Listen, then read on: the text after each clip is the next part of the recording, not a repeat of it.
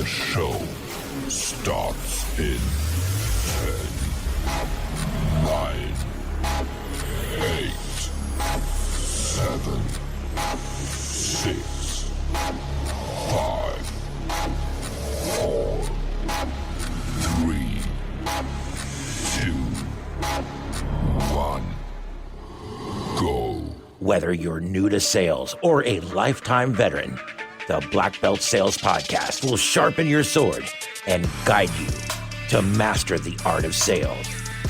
And now, here's your host, the ninja himself, Gene Slade. What's up, my ninjas? It's good What's to up? see you today. What's up, Corbin? How's it going? What's up, brother? Good, man. What's that? I said good, brother. Yeah, you had a good day. We'll talk about that in just a minute. But if you guys have not seen the post that we made earlier, today on the Lead Ninja Black Belt Sales Podcast, I'm bringing on one of our students, and his name is Corbin Allen. Go ahead and say hello, Corbin. What's up?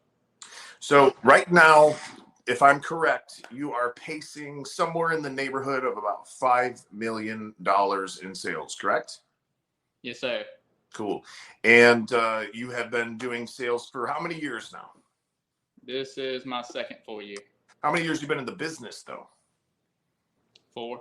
4. So you got into the HVAC business 4 years ago? Yes, sir. And he's already doing $5 million in sales. Now, look, before you guys start saying, hey, yeah, but where is he at? Is he in California? Is he in New York?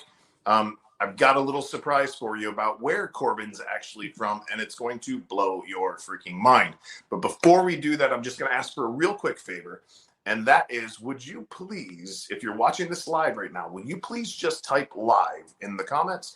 And if you're watching it on a replay, please just type replay in the comments. Corbin is not from LA. He's not from Sacramento. He's not from San Diego. He is from Mississippi. Okay. Now, I don't know if you guys know anything about the economics of Mississippi, but it's actually the poorest state in our, what do we call this? A republic? I don't know. But it's like the poorest state in the country.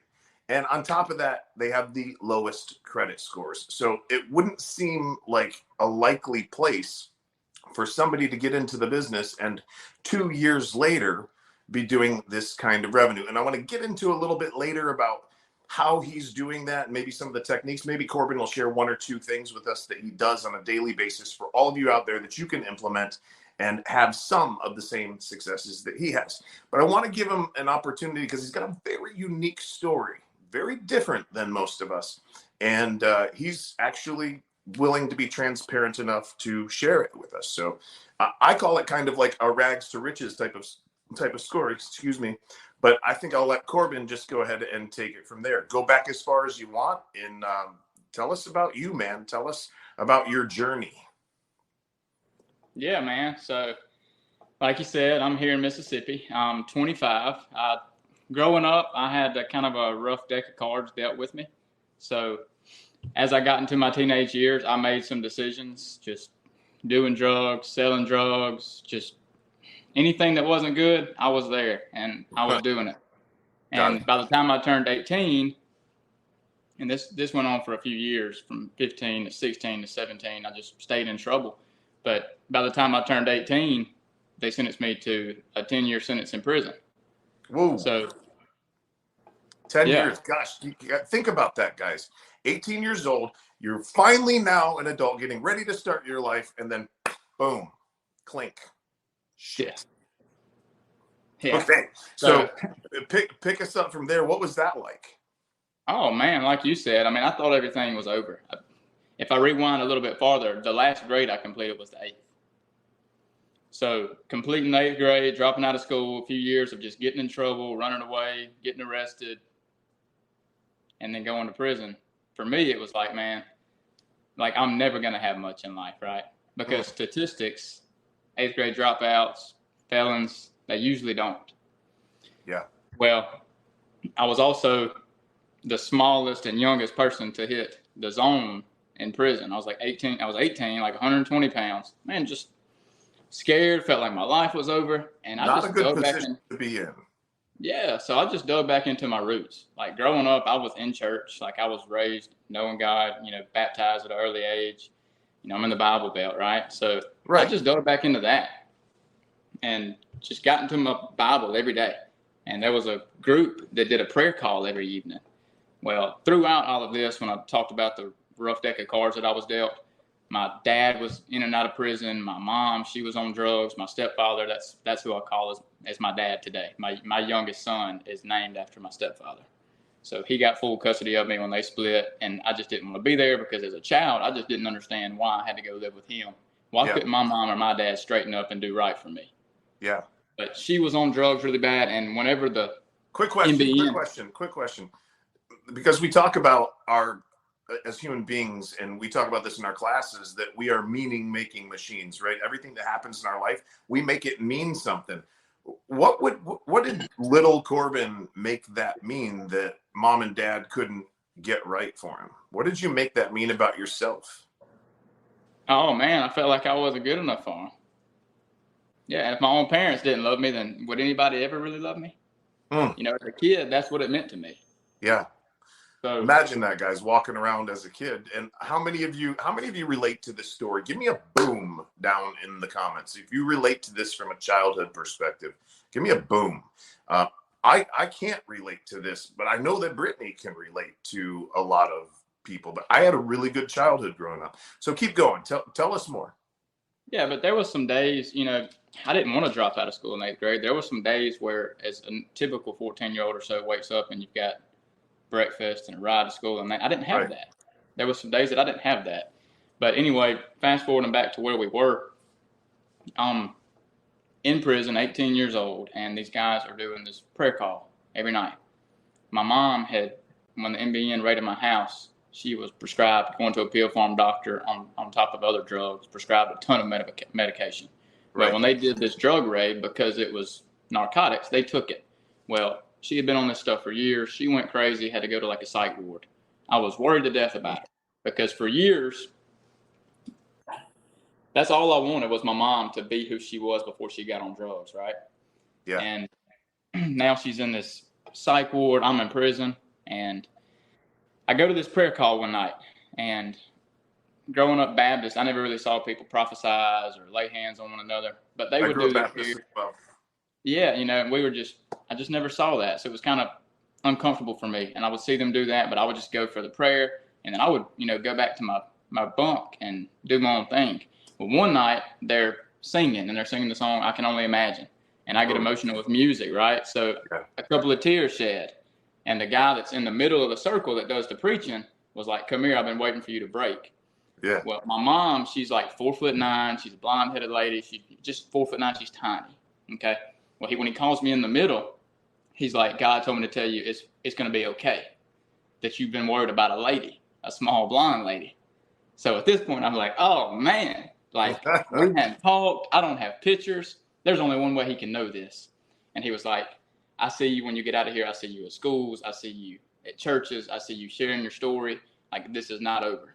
So I knew then. I got chills right now. Boom. Yeah, me too, man. You can't fake that. But I knew then, I was like, boom, man, it's not over. And I still like that was the entry, right? I still had 2 years. Like I knew like this is fixing to be tough, but also like this can be used for his glory. So man, we started that journey. Hang on 1 second. Guys, if you're watching this live, will you please just do me a favor and just put live in the comments. If you're watching it on a replay, just put replay. Thank you very much. Keep going, Corbin. Yeah, man. So just thank you for the engagement, by the way, guys. That's how we get to more people. The more likes, hearts, shares, all that stuff. We're here to make an impact today, if you can't tell already. So please help us to hack the algorithm, let's say. Okay, help us with the cheat code, right? Go ahead, Corbin. But yeah, man, just starting that 2-year journey, I just dug into the word and stayed consistent and kind of stayed into myself and did my own thing. And looking back, it's crazy because I'm like, man, it went by so fast, day to day. I was like, man, is this ever going to end? Right. And now sometimes I forget that I even went, because my life is just, if I didn't tell you that I went by the way my life is now, you wouldn't know. You would never know. You would never know. Like if I didn't tell you that I was an 8th grade dropout, you would never know. I've just been extremely blessed. And I got out on a Thursday. That Sunday, I was about 2.5 hours southeast of where I live, sharing my testimony. Right. So God just opened up some doors for me to be able to be transparent. And man, I believe that is where a lot of my blessings have come from. Just being able to get up and talk about it, because it's embarrassing. You know, I was on the front page of our city newspaper for stealing out of cars and for selling drugs. Like I was the kid that your parents did not want you around, right? Like girlfriends that I had, their parents would make them break up with me. Yeah. Like I was just not the kid that you wanted your kids around. And looking back, I understand that, right? Like there was times where I wasn't even allowed to see my little brother because everything that I was into was just not good. And it's embarrassing to get it in front of people and put your failures on Front Street. But I believe that it's not about our ability. It's just about our availability. And all God needs from us is a yes. So anytime that door was open, anytime somebody said, hey, can you come here and speak? It's a yes. It's a yes. It's a yes. He doesn't call the equipped. He equips the call. He equips the call. Come on. Yes, sir. So I got out and just got plugged in with the right people and was, he gave me favor in people's eyes. I started off doing some metal roofing. I had never worked on top of the 8th grade dropout and the 9 felonies that were on me. I had no skills with these. I had never done anything with these. So I wasn't very valuable. Okay. And I'm working with doing this metal roofing, and that didn't last too long. And then I got into carpentry. I was really hungry. Like I wanted more. And at this point, I had met the woman that is now my wife. Okay. And she saw more in me than I saw in myself. Okay. I did. Talk about a blessing, bro. Talk about a blessing. She took me where I was at and loved me for who I was. And that was something that I had never really felt before. So it was huge for me finding her. Well, we started a life together. And what I mean by that is when she met me, man, I didn't have a checking account. I didn't know what a credit score was. I was 6 months out of prison living in my grandma's house. The girls that I had been with prior to this, the life that I was living, I was flashy. I had a Mercedes. I would flash money and duck money and stuff like that. And I didn't have it anymore. I was making $400 to $500 a week and had nothing. And she took me in at that point. Down, eh? Yeah, so she took me in at that point, and I got this job doing carpentry, and about 3 weeks in, she wanted a porch swing. Well, in reality, I couldn't afford a porch swing. Yeah. So I was like, I can make a porch swing, and I did. And I was like, you know what? I can start building stuff. I'll start a little side business building stuff like that. And within 3 months, man, I had like every tool you can think of for doing woodwork. Yeah. And I kind of outgrew that. And I got an opportunity. My uncle used to have a mechanical contracting company, and he was working for a company out of New Orleans. And he was like, hey, man, can you come help me do some work on the weekends? So I started doing that. He's paying me like $15 an hour. And at that point in my life, I'm like, balling, $15 an hour? Let's go. Score. Yeah, so I'd go do that on the weekends. And he'd come to me about, 6 weekends probably after helping him. He was like, man, we can't keep on using you on the weekends. It's something to do with the insurance, but we can hire you full time. Okay. So I get a new company truck, paid for insurance, 401k. I didn't even know you were supposed to get paid overtime after 40. So when at this, I see the light at the end of the tunnel. And he's like, holy crap, there's a vehicle here that I can use to get what I want. At least and you probably had no idea that the success that you have today was even possible at this point, right? Man, no. He told me, he said, if you get into this and you're hungry and you want it, he was like, in 2 years, you'll be able to name your price somewhere and you can make like $75,000 a year. Yeah. And for me, that was like gold. I was like, okay, I'm 20 years old. Man, if I can make $75,000 a year, that's above, that's top 5% probably in Mississippi. Yeah. So guys, listen, when you guys were 18 years old, what would that number have been for you? Just put it down in the comments. Was it 100? For me, my goal was always $100,000, right? Since I was like 16, I used to sit in class in even middle school and like draw up budgets and stuff like that. How much do I need for a car? How much do I need for a house based on the lifestyle I wanted to live, right? Because I didn't grow up with like the we said this before, but like the most famous words in our household when you wanted something was "we can't afford it," right? So I was like constantly thinking at an early age, how can I afford that? So keep going. This is awesome. 75 grand. Like you're like ding, ding, ding, jackpot. Yeah. So I hire on, it's a commercial industrial outfit. Got some really big contracts, on call 24/7. Obviously I was the youngest guy, lowest on the totem pole. And the owner was like, he doesn't need tools. He's only going to help. He's never going to run calls by himself. He's just going to be there to help you. Right. Because he had an employee that got hung up on a hot leg, on a stinger leg, and died. Oh. So he did not want me running calls by myself. Right. Well, I just took initiative. And within 6 months, I was no longer that helper. I was a mechanic. So I got a pay raise, and I started running all the calls that I could. If they came in late at night, everybody kind of knew, like, if I don't answer my phone, it'll channel down so to you him. go to school for this. You just learned in the field, right? Right. Yeah. Experience. I keep telling people they just there's so many of the people in our industry are so hard on technicians that have only been doing it 6 or 7 months. They'll even say stuff like, "You're not even a technician," right?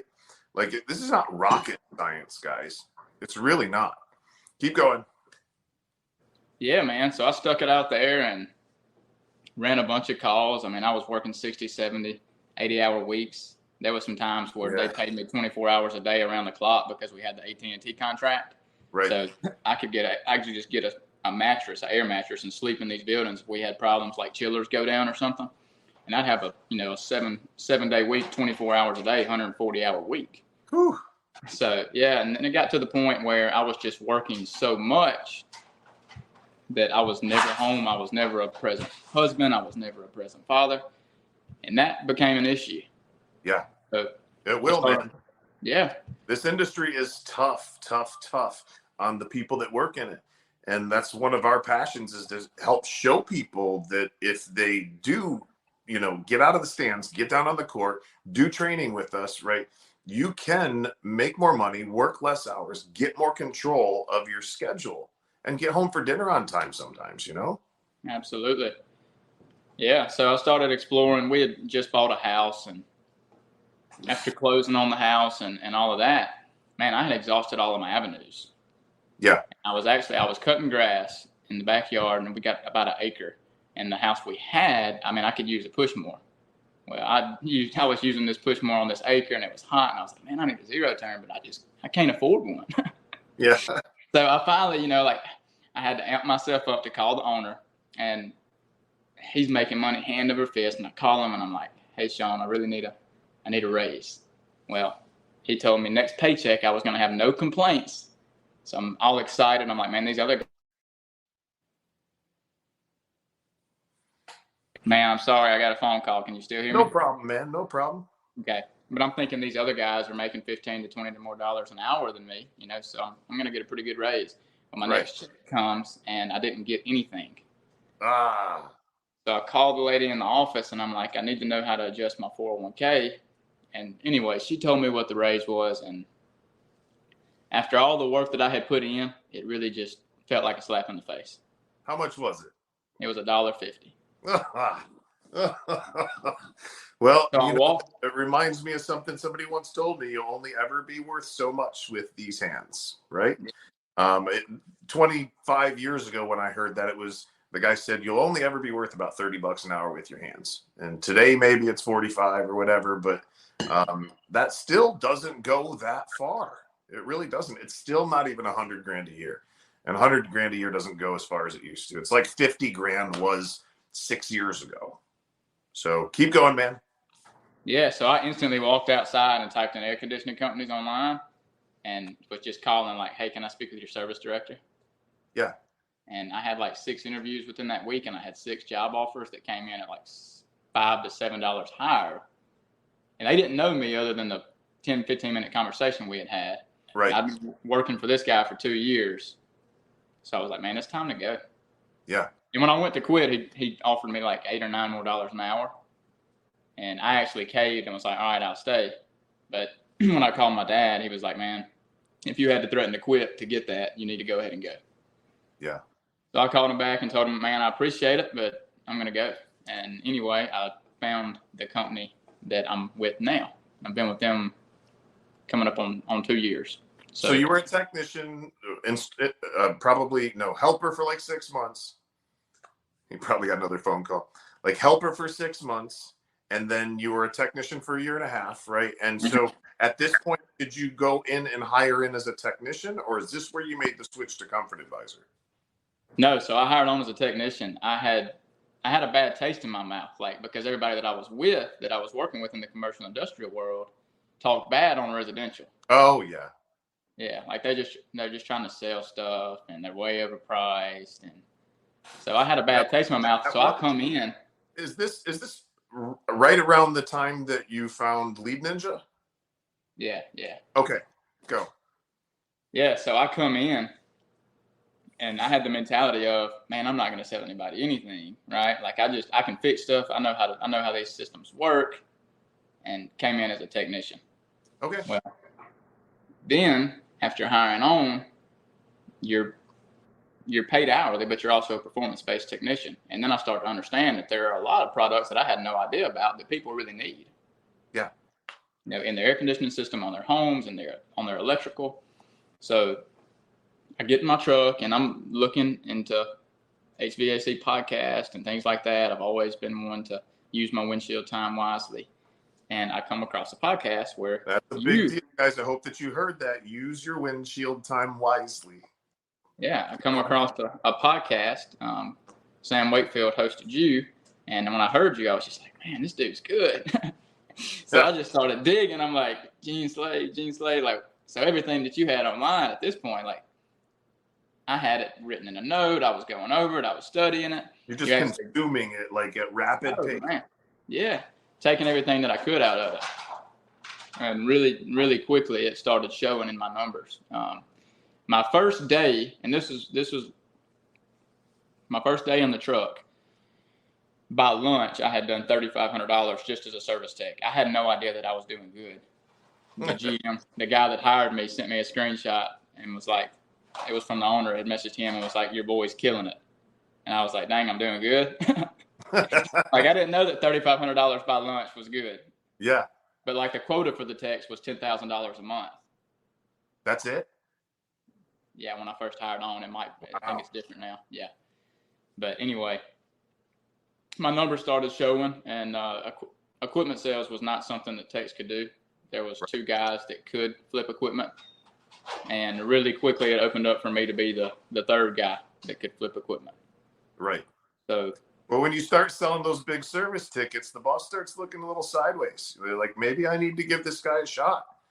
I had a guy that came in, and he was 3 weeks into the trade, but this guy had just a natural sales ability, and he consumed our stuff really quickly. And what I mean by that is, Corbin knows the 4 cornerstones scripts or presentations that we have. It's our phase 2 of our 5 phases of certification with Lead Ninja. Well, this guy memorized all of them in like 2 days, right? And then went out and started selling IAQ left and right because we taught him about that. And then he kept asking me for a book because he wanted to sell systems. Well, I wouldn't give him one. I was like, once you hit this certain number on a monthly basis, then we'll have that conversation. He went around my back to one of my other technicians, got a price for a system, and sold it for like $12K. And the next day I walked in and I slapped a book down in front of me. He goes, what's this? I said, it's your book, bro. Take that initiative. Absolutely take the initiative. So keep going. This is awesome. So now you're a Comfort Advisor. You're 2 years into the business. This is about 2 years ago, right? I was a selling tech. I was a service tech / sales tech at that point. Okay. So you were able to sell your own stuff instead of flipping it. Is that what it was? Right. Got it.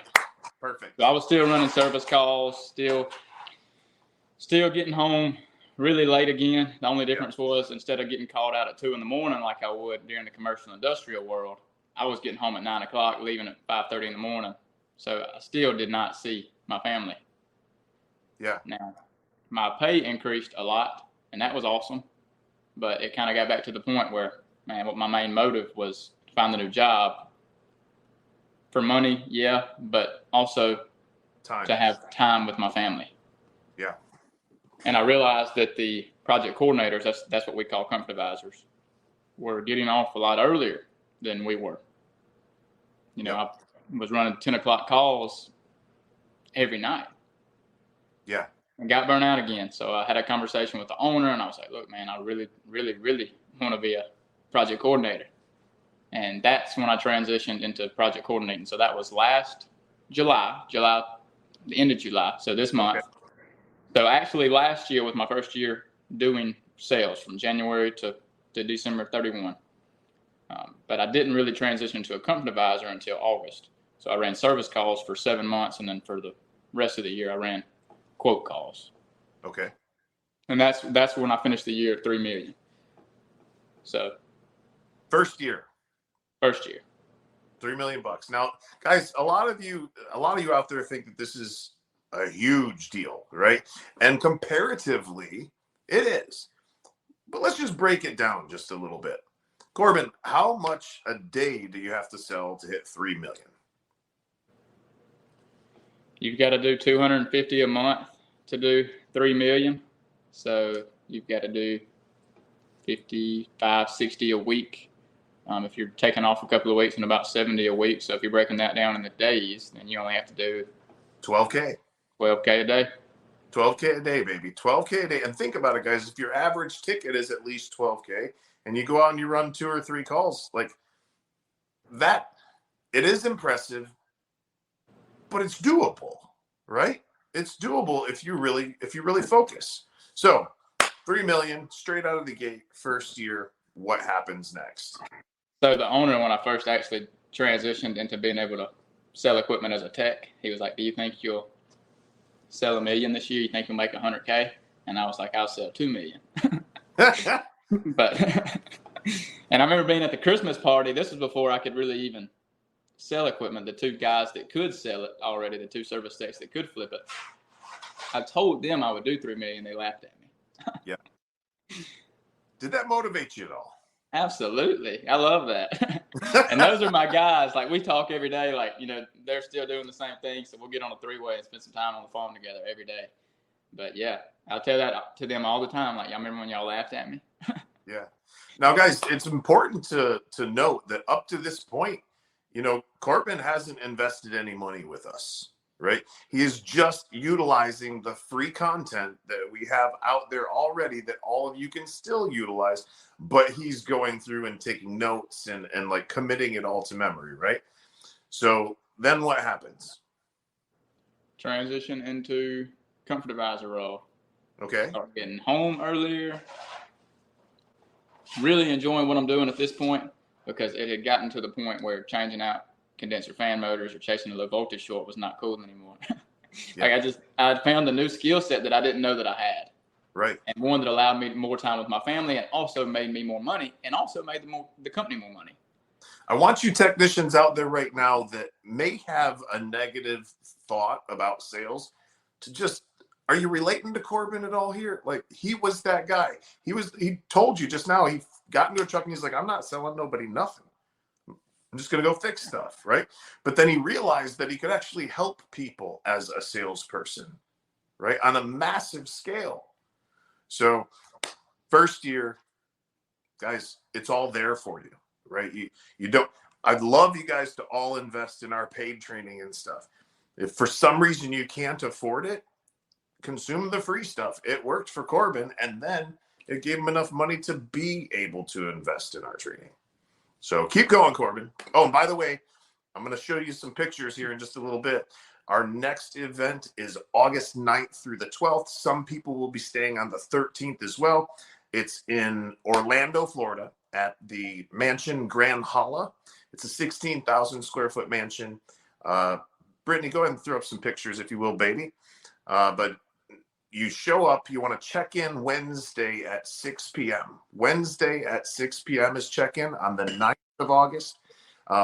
We will hang out that night, and the next morning, Thursday, we will actually, the 10th, we'll be in training at about 9 a.m. in the morning, and we'll probably take 3 hours worth of breaks throughout the day, but we'll be in training for 8 to 9 hours that day. Afterwards, this is the Star Wars room, which is freaking awesome. Afterwards, we're going to just sit around. We're going to mastermind. We might have a couple of drinks together. We might have some food together. But the after class times are some of the absolute best. And I'm sure Corbin could attest to that. So where are you at? So now you've only really been doing it a year. Is that correct? When did your 1 year anniversary of being a comfort advisor hit? It'd be like a week and a half from now. A week and a half from now. And so now what are you pacing at? You're pacing at $5 million now. So what's the difference between where you're at 3 million and 5? What happened? Oh man, my average ticket last year was like $9,500. My average ticket this year is over 13. Big deal. So Yeah. what's made up the difference? Oh man, just really taking and implementing the things that you teach. So I heard you say at one time, you were like, there's 2 ways in this industry to increase your revenue. And that's your average closed ticket and your close rate. Right.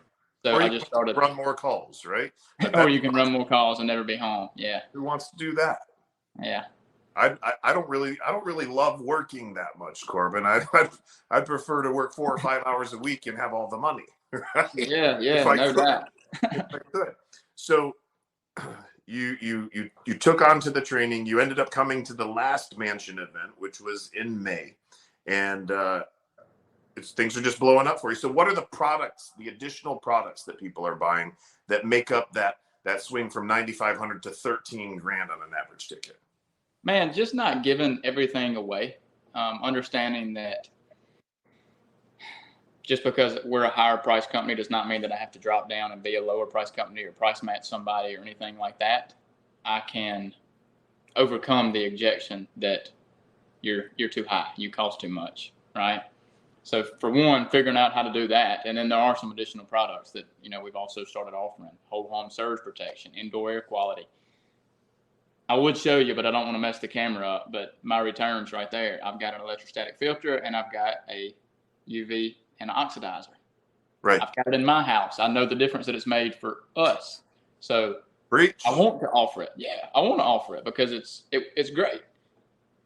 So those things are something that's been added onto the ticket. And that's really just been something that I've implemented since the actual mansion event. Right. Paper and pencil. That's been something I've implemented in the last 2 weeks. It's crazy. Yeah. So just, I don't want to give all your stuff away. So I'm just kind of touching on it. Listen, I give it all away on freaking YouTube anyway. Not all of it, right? But enough to help people and to entice them into coming to one of our events. What's a good way to make a customer feel more comfortable with your findings or diagnosis if you're trying to get them to bite? What is a good way, Corbin, to make a customer feel more comfortable with your findings if you're trying to get them to bite or purchase, I guess? Yeah, well, the first step, you have to establish a need. If there's not a need for anything, then they don't want what you have. What does it mean to establish a need? Do they need it? Do they even know that they could have it? A lot of times as technicians, we come into homes and we're talking about things that are really confusing. Capacitors, contactors, compressors, condensers, evaporators. People get lost. People get lost. They have no idea what we're talking about, right? Yeah. And just simplifying. So don't be technical is number one, okay? Yeah. Because the moment that you say a word, I forget the gentleman's name, but that was just asked the question, but the moment that you say a word that they don't understand, they're going to take a day trip. They're not going to hear what you've said for the last 2 or 3 minutes. And then all of a sudden, boom, they're going to be back and they're going to be like, oh shit, I'm glad he didn't ask me a question because I would have had to answer it, right? I was gone. I was on a day trip. All of you have experienced this when a customer is talking at you too much. Yes or no, right?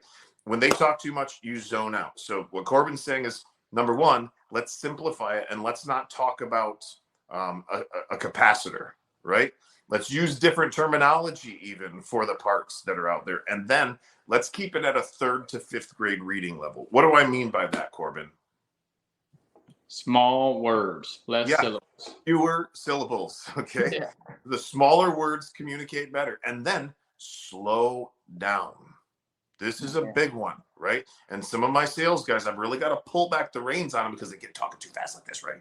Like you got to really, really slow it down in the house and use your voice. Also, this is another key, but you don't get to do this until you've actually got a pre-planned presentation. If your presentation is memorized, you can then begin to massage them with your voice. Now, also, Corbin, talk to him about the dumb technician, playing the dumb technician, please. We're giving him like 5 different answers, Corbin. All you got to do is ask us a question right now, and it turns into a training session. Yeah. So for me, I've always tried to, I guess, control the narrative, and I wanted to look smart and interesting, seem like I knew a lot. Yeah, you want it to be interesting as opposed to the dumb technician. Or being interested, right? Yeah. So what is the dumb technician? Man, instead of going in and, because if somebody comes to your house and they're here to work on your air conditioner and they're trying to be your best friend, you've met people that they're like, man, they're trying too hard, right? Yeah. Well, why would this air conditioning guy that's here at 7:30 in the evening, that's been working all day, why is he being overly flamboyant and super nice, right? Yeah. And that was an approach that I did okay with it. Like I did well with that, but I've had to take some steps back, and it's made a huge difference. It's also with the slowing down my words, man, I can get to rolling. I can get to spitting them out. So that's something that I've really had to work on. But just going in the house and realizing that I don't have to say everything that's on my mind. Sometimes just stop. And also, you don't have to love me to buy from me. We don't have to be friends for you to buy from me. I love it. So yeah, you don't have to become their friends, guys. I'm not telling you to be jerk, right? No, not a jerk at all. I'm just saying some of you are coming off as fake. And maybe it's not your fault right now, but being overly friendly with the client, some people might say that's just my personality. I'm just telling you, it does turn some people off, and it is costing you sales. And if you can get to where Corbin was, $2-3 million a year, I can take a guy like that, a guy like Corbin, and in a matter of a couple days, I can double or triple their sales. Okay. It's the little stuff, the little tweaks that Corbin's talking about right now that most of us never even think about while we're on the call. But his studies have gotten him to a certain level of mastery. He's not a master yet, but he's getting there, right? And I hope, Corbin, that this time next year or the year after, we're talking about you doing $10 million a year. I mean, that's out there. It's available. Other people are doing it already. Yeah, right? Absolutely. But about the overly friendly. So my wife and I, we went and swapped out vehicles a couple of weeks ago. The first dealership that I pulled up to, the guy came out and he was just way overly friendly. Yeah. And man, it turned me off. I left. Yeah. I pulled up to another lot and the guy acted like he didn't really care. I mean, it didn't matter to him if I was there or not. We ended up not getting one vehicle, but 2. So yeah, it's more of a pull. Yeah. Than being pushy and using all of these words, right? Guys, remember that every word that comes out of your mouth, it's just an opportunity to mess it up. Use fewer words, right? If you don't have a pre-planned presentation, get one, purchase one, hell, steal one if you have to, right? But get yourself a pre-planned presentation, because once you get all of that stuff memorized, once you've got all of your rebuttals memorized and everything, you can then begin to what? You get to read customers at that point. But if you're constantly worried about what you're going to say next, forget about it. Forget about it.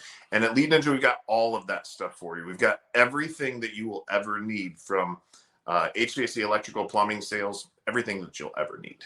Okay. So Corbin, what's one other thing that you would say is going to be the key for people succeeding? If somebody wants to do what you did, give them some advice right now. Gonna have to be consistent. Gonna have to be hungry and want it. What do you mean? What do you need to be consistent about? Man, in training and in doing the same thing and keeping a positive mindset. Because day in and day out, I mean, in anything. How often do you train? Oh, daily. Daily. Guys, if you're not training daily, you are selling yourself short. Guys, and it only has to be 20, 30 minutes a day. How many of you have got 2-3 hours of windshield time a day driving behind that vehicle? What are you listening to? Britney Spears? Like what do you take that time and pour it into your mind? You can get the equivalent of a 2-year degree in just 1 year with the windshield time most of you guys have got. So be consistent in your training, says Corbin. Be consistent in what else? Showing up on time. Just show up, right? Yeah, So have a routine. Have a routine. I mean, I get up and start my day every day and give it to the Lord. Yep. I go to the gym most days. I love my family. I pray over my family, pray with my family, to the point now that when I'm taking he'll be 3 years old on the 27th. When I load him up and take him to school every morning, that's something I get to do too now. Yeah. If I don't bring it up about 45 seconds into our ride, he'll say, "Daddy, let's say our prayer." Oh. Right. So just being consistent with your routine, doing what you say you're going to do, be who you said you were going to be. Set goals. Got to be goal oriented. If you do not have goals set out for you, short term, long term, man, I guess some people can be successful without goals, but me, that's just the way that God wired me. I have to have them, and then be hungry and go get it. My wife will tell you, like she knows so much about air conditioning and sales because I will talk her head off about this stuff, and I'm sure Brittany's the same way. I mean, I know Brittany's the same way. She's a beast. No idea. If we put her out there, I guarantee you, she put $5 million. She's a beast. I mean, but you got to want it. You got to want it, and some people are motivated by different things, but for me, I saw the light at the end of the tunnel when I was able to get into this trade. Not with what I'm doing now. Right. Like what I'm doing now, I never even thought. Like it was totally X'd out. Like I had some goals for myself back from 7 years ago when I was still incarcerated, and they were so small. I remember when I came home, my goal was to make $750 a week. Look at you sit back and laugh at it.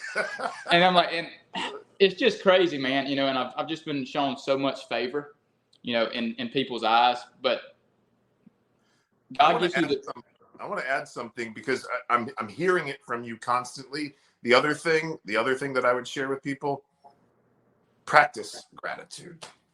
He's been practicing gratitude the entire time we've been on this podcast, right? He's constantly talking about what he's grateful for and how he's blessed, right? The brain goes to work to justify everything we say, y'all. If you're saying that you have bad luck, your brain's going to search out for other things to prove that that's true. And the more that you think about it, the more that you attract it to yourself. And God forbid you speak it, right? Mm-hmm. The tongue has got the power of life and death. Come on. Speak life into your community. When I say your community, you've got your family, that's a community. Your work people, that's a community. Your church, that's a community. Speak life. Be that kind of person. It's an attractive thing, man. And you're really helping other people when you do that. So gratitude. I'm sorry to interrupt you. No, man, when your mouth, your mind, and your faith align, you're blessed and unstoppable. But you've got to have those three things intact. But I mean, God opens the door, right? He opens the door. He gives you some favor in somebody's eyes. They give you some opportunity, but it's up to you to keep going. Like I could have gotten the truck. The other technician. God's opening doors right now as we speak. Keep going. Absolutely. So the technicians, when I hired on, I ran a call with one of the guys that had been here. He was one of the, the first technicians at the company. We show up to a house and it was like 70 degrees is what they had it set on. And it was like 72 in the house. We walked in, they were telling us this was a newly installed system. And the guy looked at them and bumped their thermostat up and said, "Yeah, it's hot outside. It's never going to get to 70. The guy just blows my mind because I'm like, my house is 68 right now.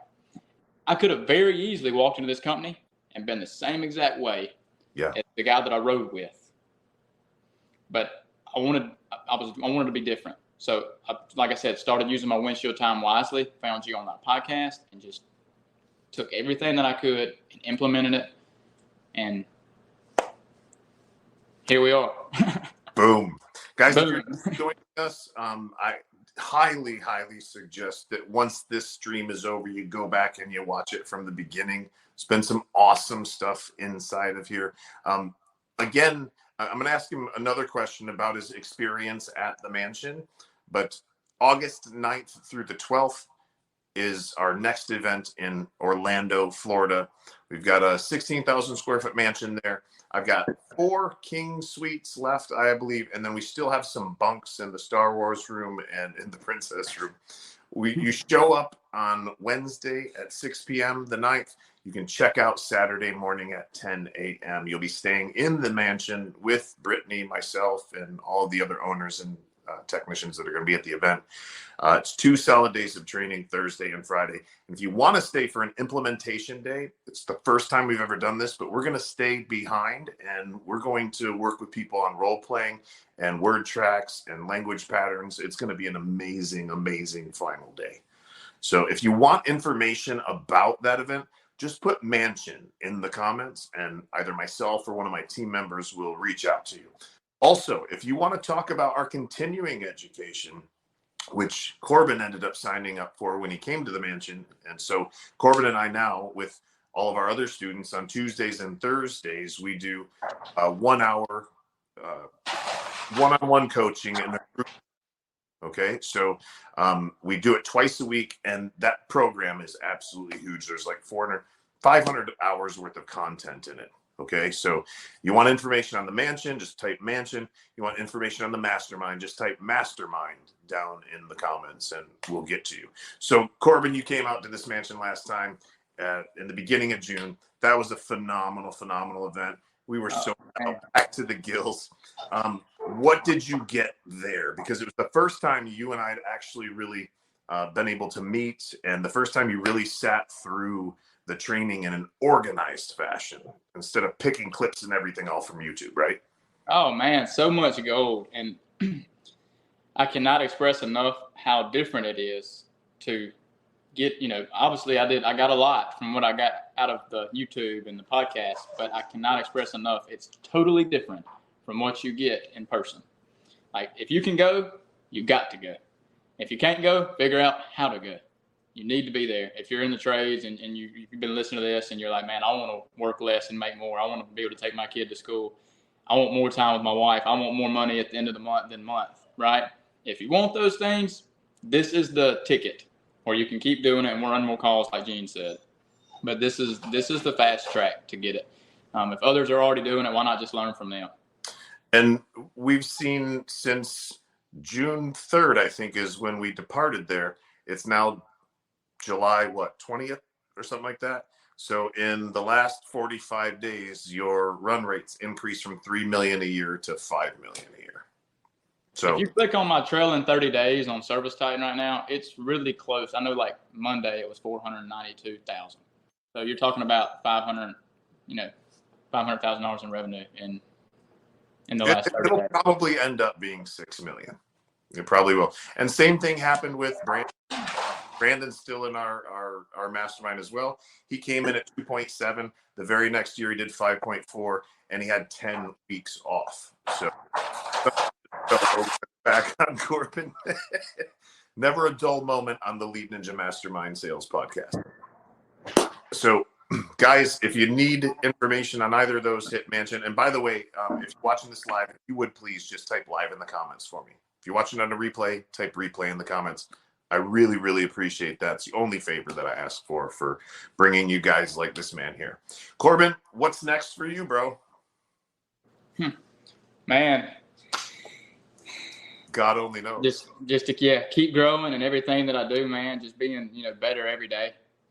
Don, it's a huge asset to Lead Ninja. He shared a video in our private group, the Lead Ninja Mastermind, of Jesse Itzler.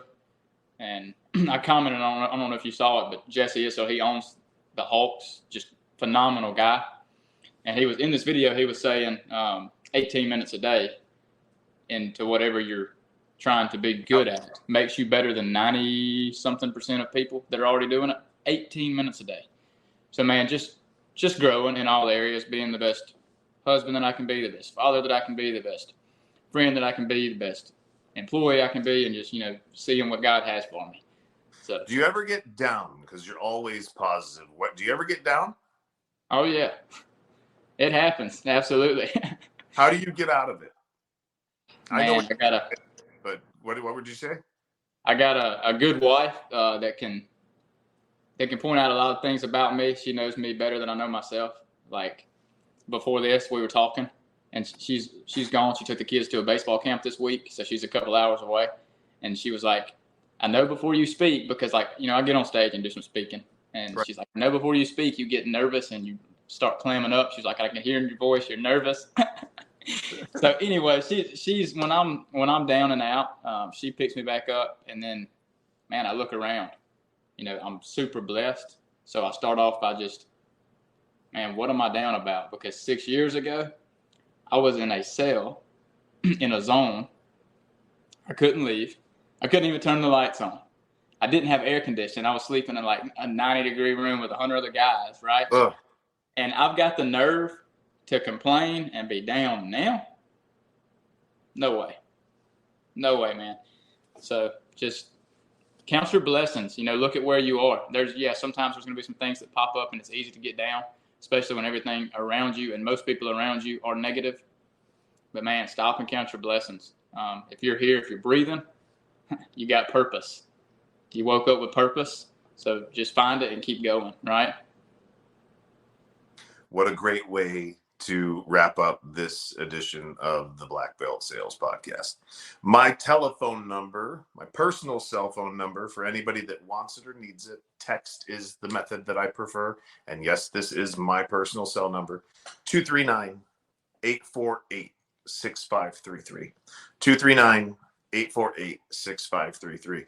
If you have ever consumed any of our stuff and we have not talked, if it's impacted you in any way, I'd love it if you reached out and you texted me and you told me. Also, if you need help, look, if you just genuinely need help, I'm more than happy to give you a half an hour to an hour of my time at no charge. All right. If I can help you in that way, let me know. I'm sure that if we're effective for you, that we'll be able to do some business in the future and everybody can win financially. Guys, I love you. I appreciate you for following. Thank you for your engagement. It means the world to me. It truly does. And Corbin, thank you for coming on. I appreciate it. Yeah, man. Absolutely. Thank you for everything, man. I will see you on Tuesday, brother. Yes, sir. All right. And Brittany, baby, thank you. Great job. Thanks for running. Brittany. Stay on with me, Corbin. We're going to end. Love you, babe.